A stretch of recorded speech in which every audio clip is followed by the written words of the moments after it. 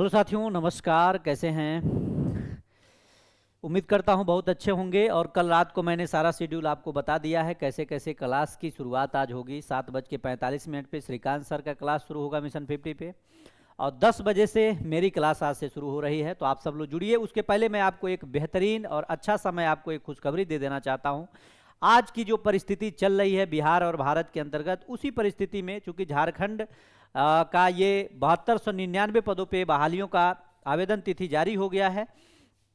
तो इन सभी चीज़ों पे हम लोग आज बात करेंगे, देखेंगे। इसमें देखिए, बहुत से अभ्यर्थियों का ये मन में था कि सर अगर हम अदर स्टेट से हैं तो क्या इसमें आवेदन कर सकते हैं कि नहीं कर सकते हैं। देखिए, झारखंड जो परीक्षा प्रणाली है बहुत विवादित रहता है। हमेशा से तरह तरह के आपके मन में सवाल उठते हैं शिक्षक भर्ती को लेकर के।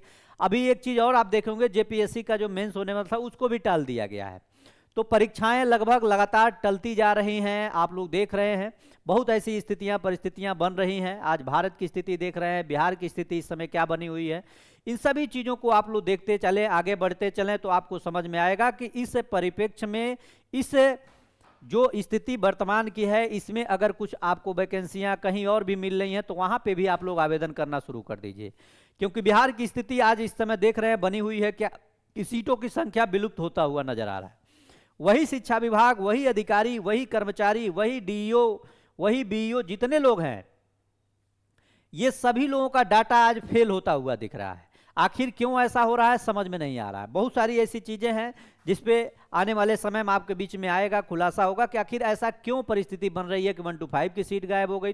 फिलहाल अभी हम बात कर लेते हैं ये झारखंड जो 7299 पदों पे जो आचार्यों की बहाली होने वाली है, इसमें कैसे कैसे क्या प्रक्रिया है, इन सभी चीजों पे हम लोग बात करते हैं।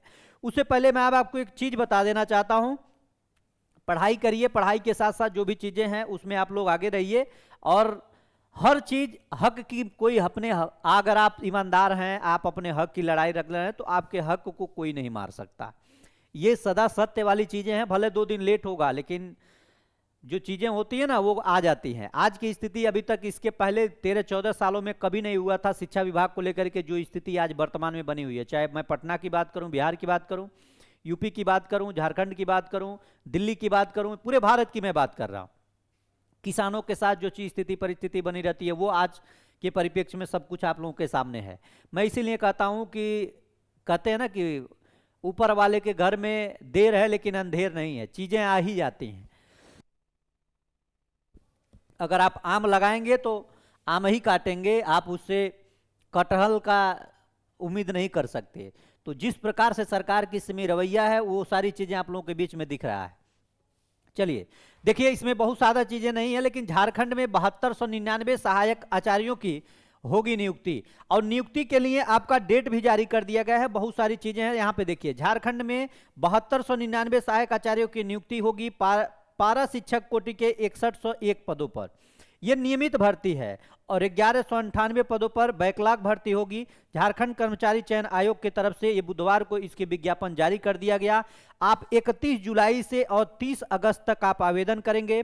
और आवेदन करने के लिए आपको मैं बता देना चाहता हूं कि 31 जुलाई से आप लोगों का आवेदन शुरू हो रहा है। तो इसके लिए आपके पास क्या क्या होना चाहिए, इन सभी चीज़ों को आप लोग एक बार नोट कर लीजिए। अगर आप शिक्षक बनना चाहते हैं तो आपको पता ही है शिक्षक बनने के लिए आपके पास क्या क्या होना चाहिए।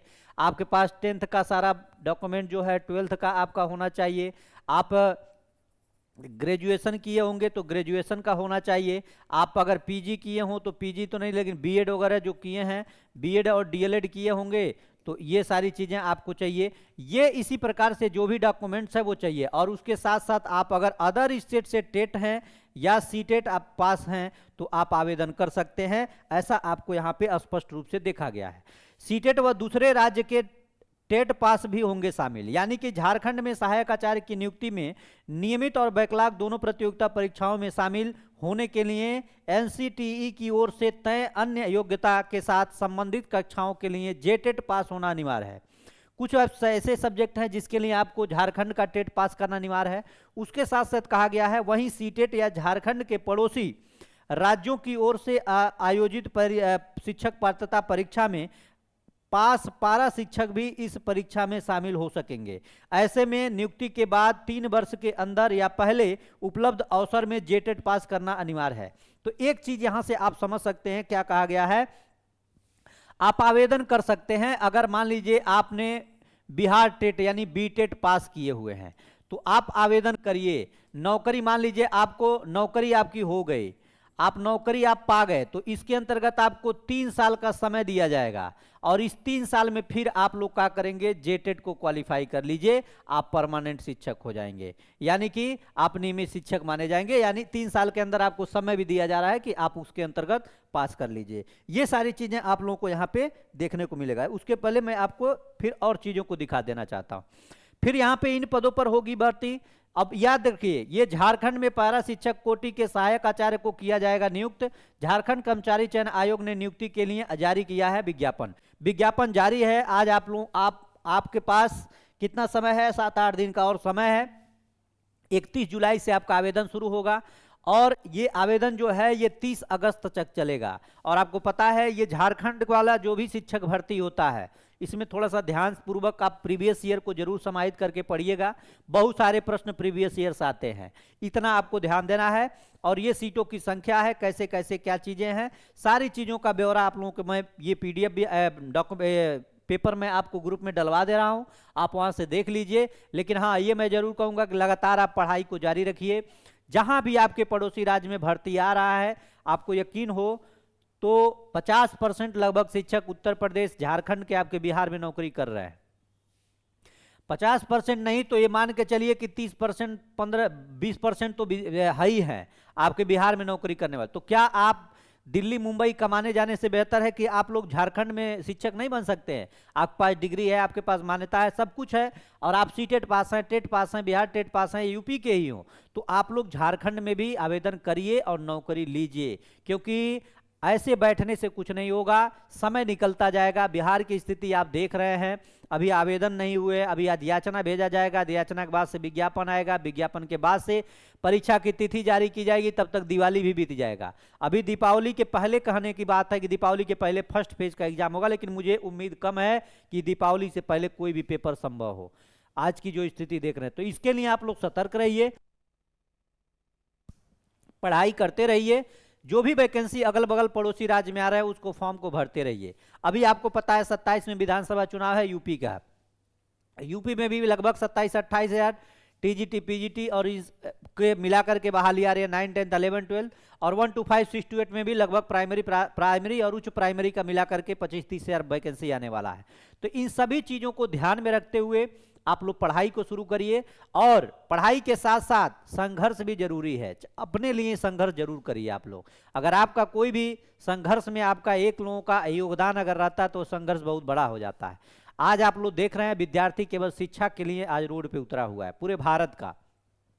तो कम से कम आप लोग इस चीज को समझ रहे हैं। नहीं भी जा सकते तो आप समर्थन जरूर करिए, आप उन लोगों के साथ रहिए, सहयोग जरूर करिए, सहयोगात्मक भावना रखिए। क्योंकि जो स्थिति परिस्थिति बन रही है ये आपके भी बच्चे जो आएंगे आने वाले समय में उनके लिए भी ये दुखदाई है। सारी चीजें सहा जा सकता है, लेकिन सबसे महत्वपूर्ण बात होती है कि एजुकेशन को किसी भी राजनीतिक हस्तक्षेप से दूर रखा जाए। एजुकेशन को किसी भी राजनीतिक हस्तक्षेप से इसको जितना दूर रखा जाएगा उतना ही बेहतर विद्यार्थी अपने मर्जी से पढ़ करके आगे बढ़ सकता है। ये मेरा मानना है और सबका भी यही मानना है। तो इन सभी चीजों के लिए आप लोग तैयार रहिए और बाकी पढ़ाई करिए, आवेदन जरूर करिए। आपका 31 जुलाई से 30 अगस्त तक आवेदन चलेगा। और क्या क्या डॉक्यूमेंट लगेगा, आवेदन जैसे ओपन होगा तो मैं पोर्टल पे बताऊंगा कि आवेदन कैसे होगा। इसलिए आप लोग सब लोग बने रहिए। बहुत बहुत धन्यवाद। नमस्कार, जय हिंद।